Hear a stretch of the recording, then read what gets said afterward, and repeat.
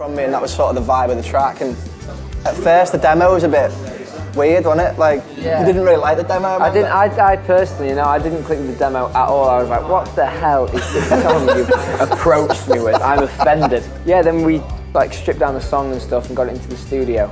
Made it a bit more Goo Goo Dolls. It's definitely the darkest song on the album, I think. Yeah. Like, it kind of starts quite minor. One of my favourites now as well. I love playing that one live. Yeah. The harmony stacks on that one were wicked as well. Like.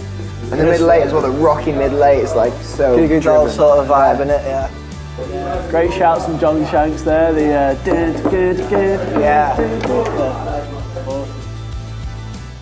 So You'll Never Know was a very personal song again for me. I remember when, again, in Chapman Square, wrote the song on keyboard, on a little keyboard I had in the front room. I changed the lyrics when we went into the album because it was very personal, and when I first wrote it, I wrote it about a granddad who died. And basically I wrote like, you know, you'll never know that I miss you so much, and you know what I mean? And it was like a bit too personal, to be fair, so I ended up changing the lyrics to more of a heartbreak sort of song. To fit the rest of the album. To fit the rest of the album, yeah, and I changed it to more, it was more like, you know, you'll never know that I'm still thinking about you every day, and that, you know. You'll Never Know has always been one of my favourites. Like, that was the one that when we had all the demos, before we'd even thought about making an album, that was always the one that I listened to over and over again. So the next track we're going to talk about is a song called You Didn't Tell Me, which is actually about me getting stood up a lot. You had a phase, didn't you? I did, yeah. It was down to a phone call I made to Andy Brown one night when I'd gone out, made the effort, got a bottle of wine for two, all this. And then I rang Andy and I was like, oh mate, what are you doing tonight? He's like, well, I thought you were on the stay. Nah, not tonight.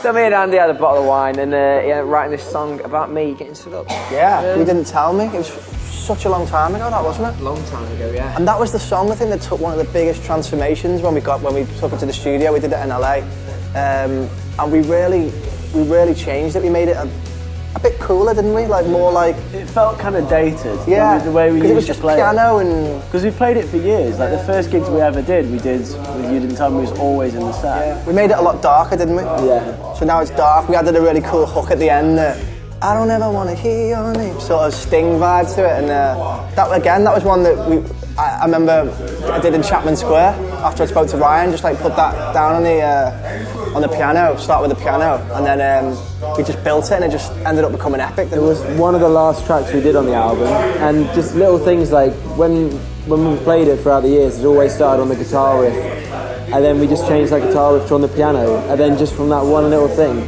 there was a new road for the song to kind of go down. I think it's probably one of the most special songs on the album for us, because it means so much to us. It's like, we gigged it for years. And tradition, real Lawson, that one. Early Lawson, early Lawson.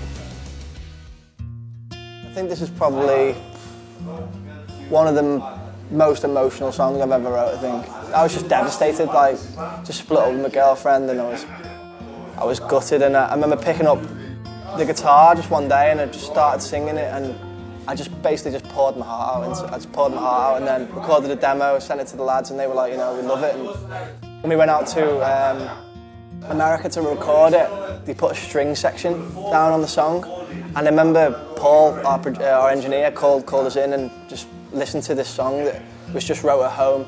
Like, I just burst into tears. I was just like, because I never expected to ever hear that song like that, you know what I mean? It was like an amazing moment, and like I couldn't really sing it, could I? It was the hardest one, I think. When I sang it. We left it till last because we knew it was going to take ages, basically. It's the whole control room, and like Andy was putting the vocals down for it, and like you'd start singing, and you'd get to like the first, maybe halfway through the first verse, and just you'd stop and come away from the mic. You just couldn't sing it. It must have taken ages to do it. Must have done about 15 takes, and every single time. And with that song, I never like did it like verse by verse or chorus. So I sang the whole song all the way through. John came when you finished it. John was dead good the whole way through it. Like, you'd be like, you start singing, you stop and you go, come on man, Jesus Christ, press a record like that. Like, gave you no like time to like collect yourself. And then at the end, he came into the room, didn't he? He gave you a massive hug and was like, well done, mate. Well, you all did, like, you all came in. We all had a big hug, and John Shanks just said to us, there you go boys, you just finished your first album.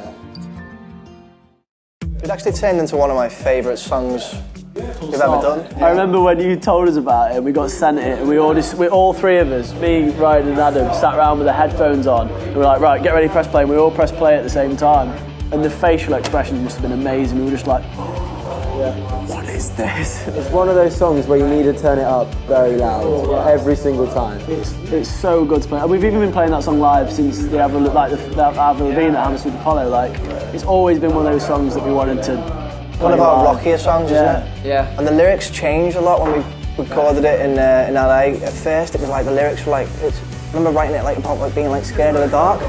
And it was like in the night, when the night comes, it's cold and it's scary basically. But then we ended up changing it into And then we realised that made you sound like a complete Jesse, isn't it? For a long time, Andy hadn't even written second verse lyrics, and we did a gig in Glasgow, I think. And I made them up on the spot. And one of the lyrics was, in the night time when it's cold, there's a train and it rains. Or something like that. There was something about a train. There's a saviour in the night and he reigns. We've done that a lot. God knows. Back then we did that a lot. Who was the saviour? Youll.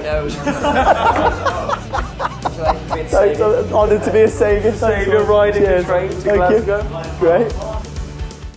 Who You Gonna Call was one of the last songs we recorded for the album. We did that out in LA in Henson Studios, and like the lyrics of the song are quite deep, but like the musicality of it's quite happy. And I remember it was quite a sunny day. We were all quite happy, partly down to the fact that we had such an awesome engineer in Paul and Alpha. Paul. He was an absolute legend. Well, the lyrics is, people say Ghostbusters every time after we say it, but it's actually heartfelt lyrics. It's like, if you were about to, die right there and then, who would you call? You know what I mean? Like Paul and Alpha. Yeah. That's who we call. Yeah. Call Saul. Yeah, call Saul. If you need a lawyer. So who are you going to call? And we played it live on our last tour and it went down really well. It's I love the riff at the start. Yeah. Great, isn't it? It's quite folky. Folky. Quite folky. You heard it here first. Yeah. It's folky. It's a new genre called folk. Genre, yeah? It's better Andy than Brown. folk, mate. So it's a quite folky song. To Paul. I remember the first time we played Red Sky together was in a place called Unit 9. In fact, I don't even remember where it is, but it was the first rehearsal we ever played the four of us. In Ballon. Yeah. The first rehearsal we ever played the four of us together, and it sounded terrible. It was really bad. But it was one of those songs that had to be one of the first songs we played. That and She were the first songs we played that day. But I remember when it started to sound good, which was RMS It was last week. And my brother came down to watch us and he sat down. And after we'd finished playing it, he gave us a standing ovation. Do you remember? Our first standing ovation. He gave us our first standing I was in ovation. an arena watching a rock band, and we were like, Because we'd never done a gig then. Like we spent a long time getting a set together before we wanted to go out and gig. And we do Red Sky now. We have a little bit of a sing-along part at the beginning. So Touch is actually one of my favourite songs we've ever done as a band. You wrote this in Rack Studios, very last-minute song, wasn't it? On the Grand. Yeah, that's it. And we recorded it pretty much the next day, and it was very rushed, but it just fits so well with the whole process. The way the harmonies move around the melodies, just like Probably our most grown-up song, would you say? Yeah, definitely. quite intimidating to record, because John Shanks had a lot to do with writing it, and he had all his ideas on what he wanted to happen. So obviously we had no idea what he wanted to happen, so we were playing it in. And he was kind of looking through the glass, and you were looking back, like really hoping you were doing it right. The cool thing about doing it in London was we actually recorded it live. So we sort of, me, Ads, Ryan and Andy all sat round in this one room. We sort of jammed this one out of it, didn't we? We all played it together. We were all looking at each other like, for the next. It was literally recorded live as a live kind of one. Same with Stand in the Dark, Make It Happen. All of those were done like that. So I remember Touch was one of the first songs I heard back completely mixed, Like, I remember a guy who mixed our album, Jeff Rothschild, absolute legend, invited me into the studio. The lads had gone home like 2 days before, and I'd stayed out there for 2 days just to finish some vocals, and Jeff invited me down. He said, I've just finished mixing Touch, why don't you come down and have a listen? And I really didn't know what to expect, because Touch was sort of like it was a new Lawson song, wasn't it? Like, it was quite a new song, and he sat me down and I just had goosebumps all over my body. I was just like... It was great though. You came back and told us how good it was, and we had to wait till Christmas to hear it, so it was like, thanks mate. I nearly cried, but it was great, So Touch is a very grown-up song, I'd say.